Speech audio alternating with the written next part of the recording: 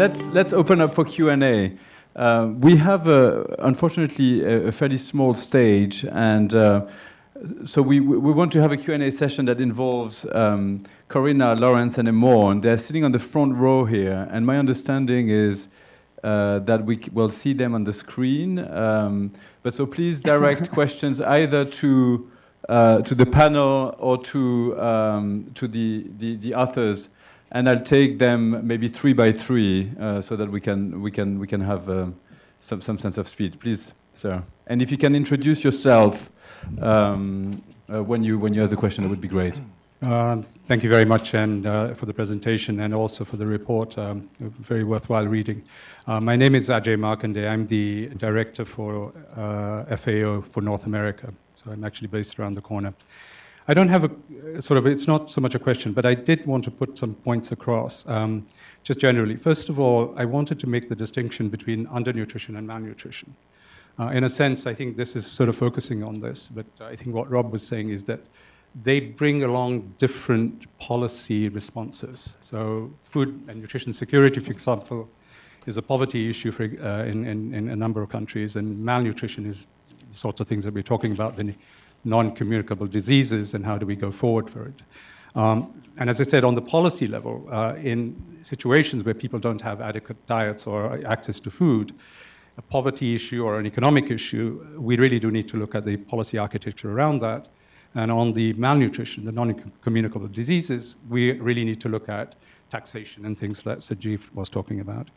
Then I wanted to just go on to the role of analytics and knowledge products, if you like, these evidence-based things that we're talking about. But more than that, I mean, I've been to a number of these types of discussions, and I feel quite strongly that we're preaching to the converted. It's the how do you use this to actually stimulate the levers to make change? And I'm not quite sure that we do have the requisite levers. Certainly, maybe we do here in the room, but working from the different perspectives of the policy arena or the public arena, the multilateral system, and then the private arena, they all bring along different types of drivers. I think I just wanted to say a couple of things, and I think Lawrence is from the UK, which was quite interesting reading. The Lancet has been actually, in scientific evidence and whatever you want to call it, has for many years been talking about sugar. They have recommended to the UK government about taxation and price, but nothing has happened. And I read The Guardian recently, and it said basically that it's unlikely that the government is actually going to... So this is a rich country. Can I ask you to keep your point? Okay, to last brief questions, point that please. I just wanted to say, which I think is also a useful reading, is, again, or is The Guardian, it actually states that the next generation will live less. The longevity of the next generation in the UK or Europe in general will be less than the current generation. So we're not getting it right. We're not getting this into the policies. Thank you. We'll take a few more comments or questions, and then let the authors answer first, and then the panel. Please, sir. Another imaginary number. How would these budgets change on nutrition around the world if malnourished children could vote? Or put another way, legislators around the world who are laden with diseases, if they had a greater appreciation of how nutrition early in their lives would have changed that status. In other words, how do we raise awareness that the connection is all the way through the life cycle with each person? Thank you.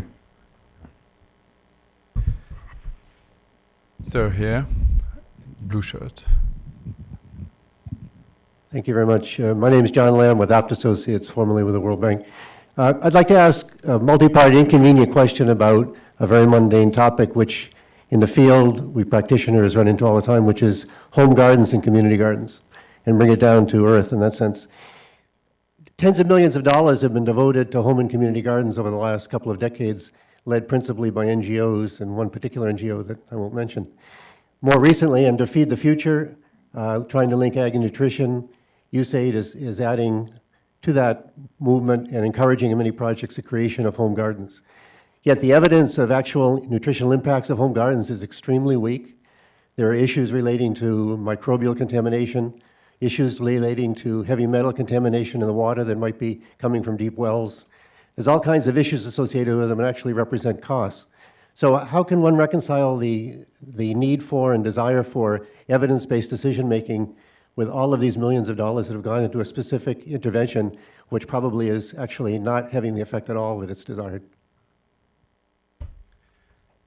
Thank you. Let's maybe give the opportunity to the authors and the panel to reflect on those points, and then we'll move on to another round.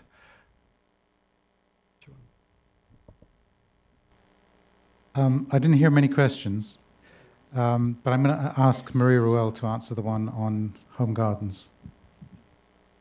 That's really a punishment.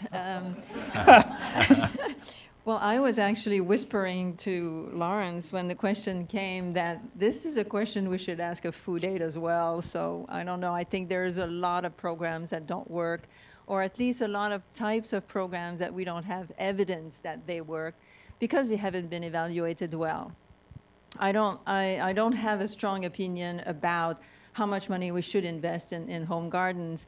But I do think that they do play a role of social protection more than of a large agriculture intervention. They are there for the poorest of the poor who have nothing to eat, who are not participating in economic growth, who are just dirt poor, and they do have impacts on their diets. We have shown that. We're now showing some small impacts on nutrition. It's not an impact on nutritional status alone, it's an impact on many aspects along the pathway that in the end we can't assess by just saying, oh, no impact on stunting. Yeah, but mothers are empowered, their diets are better, the household diets are better, and we could do the same logic for any kind of intervention. So it's not, I'm not sure we should target the poor gardens that have a role to play until we do better to reduce poverty. We've hijacked the mic. Mm-hmm. Just very briefly to respond to the point made about life cycle, which also speaks to the issue about policies that address undernutrition as well as the unhealthy eating aspects, which is focusing on the first 1,000 days. That obviously there's been a lot of focus in that area, but poor nutrition in those first 1,000 days, everybody here knows the impacts on undernutrition. They also have impacts for NCDs and obesity later on. And I think that the unifying factor here is to focus on healthy growth and to use healthy growth as a unifier. Thank you. One final quick comment from me. Our FAO colleague kept quoting The Guardian. The three of us just wrote an article in The Guardian this week, which talked about how the data are making our old divisions between undernutrition and malnutrition, they're making them obsolete. Half the countries in the world, and the report says this, are dealing with both of these sets of problems at the same time. So we have to find a set of interventions that do double duty, as Corinna said. Are there any interventions that we know, no matter which type of malnutrition we're looking at, are going to have a positive impact? It may not be the most positive impact, but a positive impact. I think that's really important. And even if we can't, we have to acknowledge that these different types of malnutrition exist, and one intervention that might improve one type may actually have trade-offs for others. Thanks, Lawrence. Let me turn to the panel and see if any of the panel members want to reflect on any of the points that has been made. Robert. 3 quick points. Thanks, Augustine. On home gardens, we do know that generally it's women, if women are selling some of the produce, it's a much more sustainable intervention. So I think where we do look at home gardens, we ought to be trying to look at it in at least a semi-commercial operation, even if it's just for a local informal market. But that's one point. Second point on the life cycle, I do believe what I said earlier about the budget number and the evidence that we're moving the needle on stunting. But the whole life piece that is challenging us, and since there's a lot of thoughtful, creative people here, I'll put it out there, is how do we reach adolescent girls? That's a really critical group that we don't have a dedicated, ready platform to sort of say, put the on switch on, and because they're the next mothers, and how their nutrition is also going to have, of course, an effect on the child's nutrition. And then the third point, I was fortunate enough to be in New York City the other day for the first launch, and just as in the audience, like you. And I wanted to come back on one point that came up there, Lawrence, and that was this issue of crisis countries. We had a strong advocate, Mr. Miliband from IRC, the rescue committee, who was making the case that such large numbers of undernourished children now are in crisis countries, refugee conditions. I don't disagree with that assertion that there are a lot there, but I was concerned that we not lose sight of the very large numbers that exist in non-crisis countries. I mean, we can think, well, I'm not going to start naming them, but you know what they are. And so I felt that we needed a little note of caution and some further investigation from the research team. So I just wanted to flag that for you all and for this audience. Thank you very much, Robert. Any of the other panel members want to come in? Otherwise, I'll just ask for another round of questions. We have a lady here. Thank you. Hi, we have a question from online. Jennifer Rigg from 1000 Days says, thanks for highlighting the need to increase nutrition funding and the number of SDG nutrition and breastfeeding indicators. Actions to take? Thank you. Any other questions from the room? We have a question here. Hi, I'm Tarini Mohan from BRAC USA. I'm a program advisor, and I have a question for Lawrence. I was struck by the number of countries who have improved their data on stunting and wasting, but I'm quite skeptical how much of the data is believable, given that this is the deadline year. Thank you. I think that's a good, big challenge. Any other question from the room?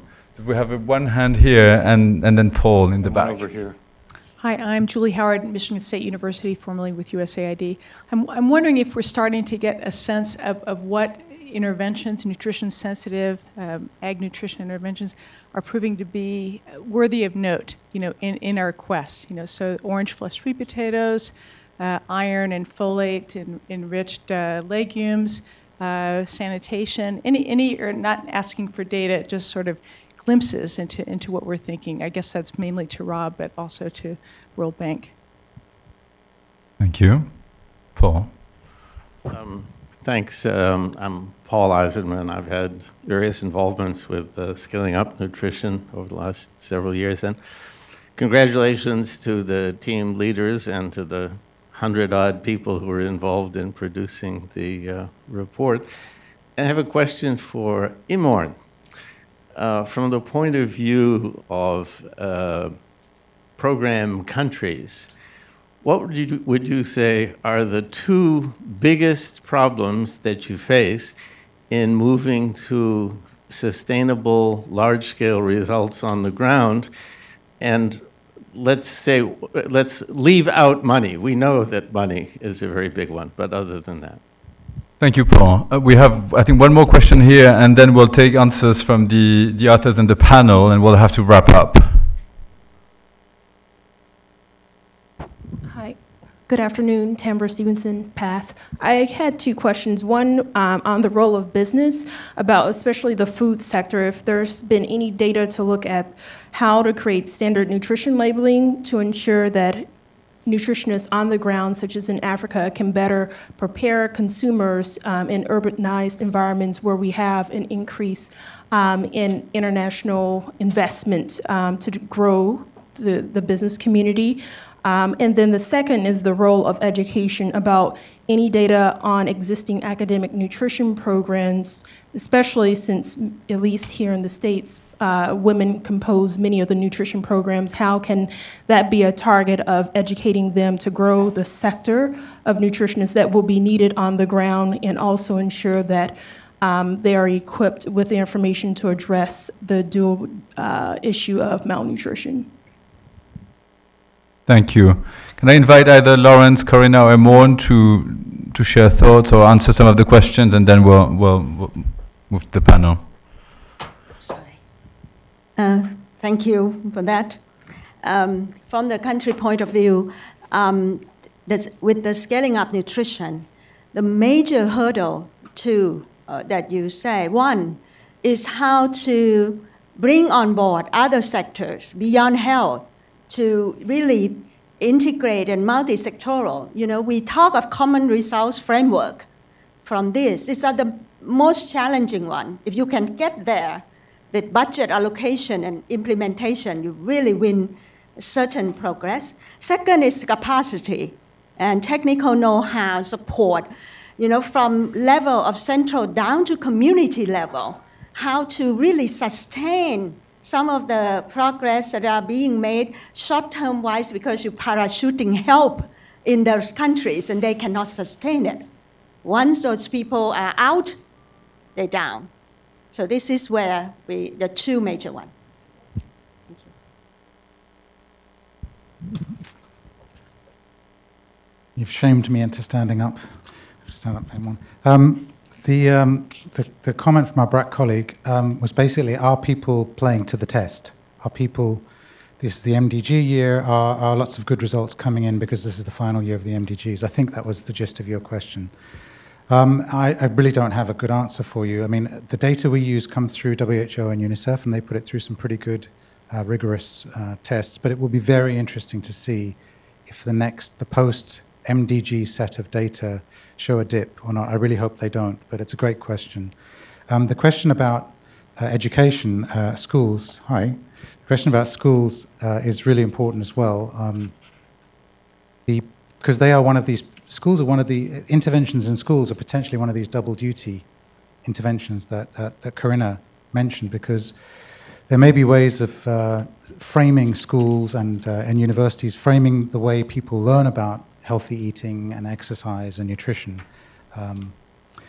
We try to, I've got a paper on what do Indian universities teach their students about human nutrition. I can't get it published anywhere, but it's out there. And we've, it's a great paper. I don't know. But it basically shows that the reading lists, we go through all these reading lists of all these programs, and they're really not matched to the kinds of knowledge gaps that we know are out there. So what's being taught is very different from what's out there. And schools in general are keeping girls in school longer, delaying the age of marriage, age of first birth, all of that stuff. I think schools, I know our PHN division is doing more and more on schooling and education. I think it's a great topic. Thank you. Does anyone on the panel want to answer any of the questions? We have, so Asma was the first hand up. Go ahead. So the call to action question. Next year is the second Nutrition for Growth Summit, and it's not clear at this point what commitments will look like and the level of ambition. And I think on this panel there have been lots of really good ideas about both the need for financial commitments, really brought out well in the report, but also getting more bang for the buck. And so, I think there's an advocacy agenda here to try and get very strong new commitments next year, because clearly we're not spending the money we need to be spending, and we're not spending it smartly enough. And so looking ahead to next year, there's an International Coalition for Advocacy on Nutrition. We've got a call to action. And if you would like to sign up to that, I can point you to my colleague Manuel Claros over there, and please do lend your organizational name to this call to action. It's really important. Thank you, Asma. Sanjeev? I just wanted to comment on one issue which came up earlier, which is that there was a discussion about allocating money, budget money, to some of these programs, but allocations are not enough. You have to execute them, because there's a huge deviation between execution and allocation if you look across budgets. And so, the deviation is much larger when you look across the countries, and the weaker the systems, the bigger the deviation. So we should not be content with just allocating money to these programs, but also looking at the execution, because that's where the action is. And I think the systems in most countries are very, very big, the countries that you're talking about, to be able to monitor those kind of executions. Thank you. We'll move to Mike quickly, and then to Robert. Do you want to come in as well? Yeah. And Steve, we're running late, and Mary will close, so please try to keep your comments or answers short. I just wanted to comment on the nutrition labeling question. The United States was the first country to use nutrition labeling on all packaged foods 20 years ago, 1993. And I think there's dissatisfaction with the effectiveness. Replicating that elsewhere is probably not worth it. And countries are now experimenting with clearer ways of communicating not just the nutrient content, but what people should do. And so I mentioned Chile and Ecuador of saying high in, if just focusing on sugar, salt, and I think saturated fat.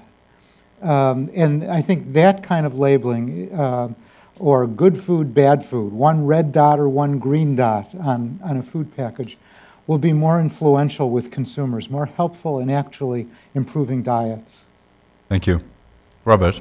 Yes, on Julie Howard's question, first I want to give Julie a lot of credit for actually really pushing our scaling of technologies. And one of the things we're doing there, it's early days yet, but we're combining the scaling of agricultural technologies with behavior change communication information around nutrition.